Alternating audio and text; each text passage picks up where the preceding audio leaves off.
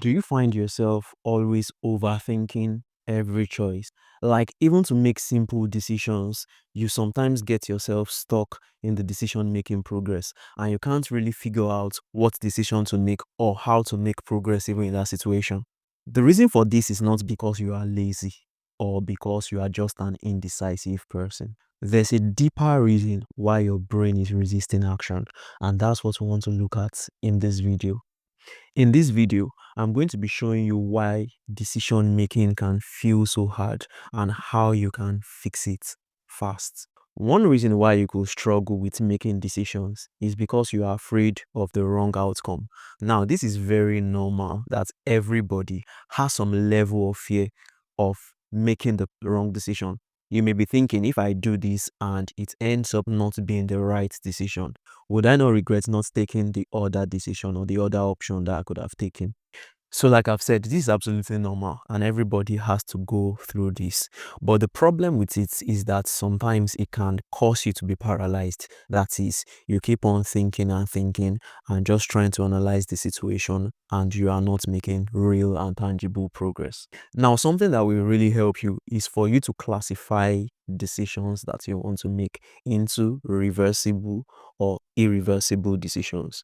Most decisions are actually reversible. That is, even if you get it wrong, you can still repair it. Of course, it comes with its cost. It comes with cost of time, cost of money sometimes, but most decisions in life are actually reversible. And it is wrong for those reversible decisions to be what is holding you back.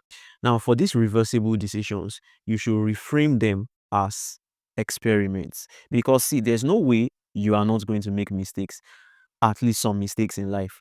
It's part of the learning process. It's part of what you are going to do in order to get better as a person or in whatever skill or industry you find yourself in. So reframe those decisions as experiments and not ultimatums. The ones that are irreversible, of which I've said few decisions are actually irreversible. Those ones, you can take your time on them. You can spend the time that is necessary on them and make your analysis right. But the other ones, you should see them as experiments. The second reason why you struggle to make decisions is similar to the first one. And this one is that you are seeking for clarity. You are waiting for absolute certainty that if I make this decision, then this is exactly how it's going to turn out. This one is going to work and this one is not going to work. In fact, there may be two answers to a question, especially in life. I mean, we're not talking about mathematics, that's most of the time there's just one answer to a question. In life, there may be one destination and different means to get to that destination. So you may just be spending so much time trying to make a decision, and all the things you are considering, all the options you are considering actually will lead to that destination. Now, you may be saying that there's one that leads to the destination faster, but if you spend most of that time actually trying to make the decision, you would have bought more time if you actually took the longer route. And more than buying time, you would have bought experience, you would have bought exposure, and you would have given yourself some level of training where you yourself have learned consistency, discipline, or whatever it could be along the way. So the thing is that life really gives you 100% clarity. Like, it's just the way life is. There's almost nothing that you want to do that you will have 100% clarity before doing it. Stop looking for it. Life almost never gives 100% clarity. So you should take your decision with about 60 to 70% clarity. Of course, if you can have higher than that, then definitely. But if you have about 60 to 70% clarity on an issue, then especially if it's an irreversible decision, then of course you can take the decision and you can always correct it. You can always learn as you go. Now, this third one is actually important. The third reason why you may struggle with making decisions is that you have made too many decisions in a day. There's something that psychologically is called decision fatigue. Decision fatigue is when you make so many decisions, mostly little decisions. You make so many of them and you become tired of making them. The highest performing people in any industry, in fact, in life generally, are people that know how to delegate the little decisions, because they know that if you say you yourself are going to make all the decisions, maybe in an organization, in a business, or whatever. It gets to a point that you start making wrong decisions, or you wouldn't even be able to make the decisions yourself. Because let's say you are running a big organization, there are so many things that you don't know much about. There are some aspects that maybe you knew about them before, but you are not just thinking about them right now because maybe your business has grown.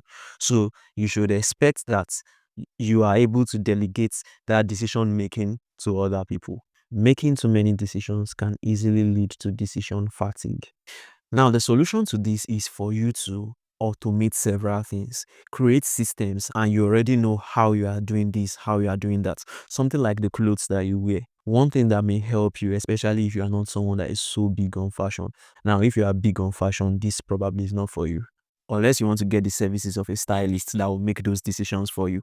But there should be a way you automate your decisions for clothes, decisions for what you are going to eat. It pays to have a food timetable. This is what you eat on Monday, on Tuesday, on Wednesday, something like that. And you don't always have to think about it. So automate small decisions. Put a system in place for knowing what to always do, especially concerning the little things.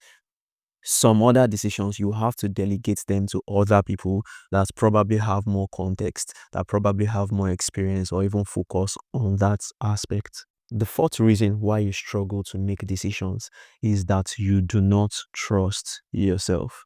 You do not believe that you have the ability to handle the consequences of the decisions that you make, or even that you have the intelligence or the wisdom to actually make the right decision.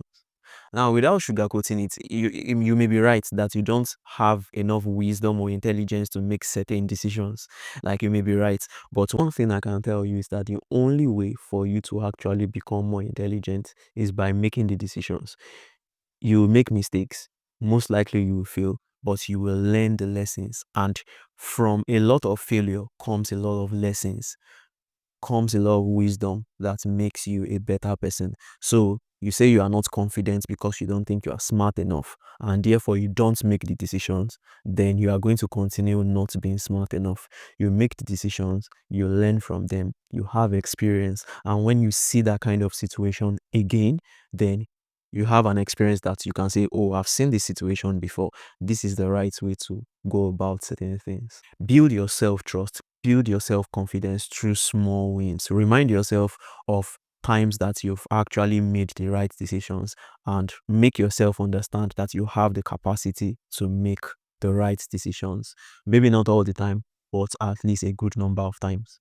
So I hope that this video has been able to break down the reasons why you may struggle with decision making, and you have seen how to overcome those problems and to make the right decisions. If you've learned something from this video, I want you to like this video and subscribe to this channel for more videos like this. Until the next video, keep on pushing and getting things done. Bye.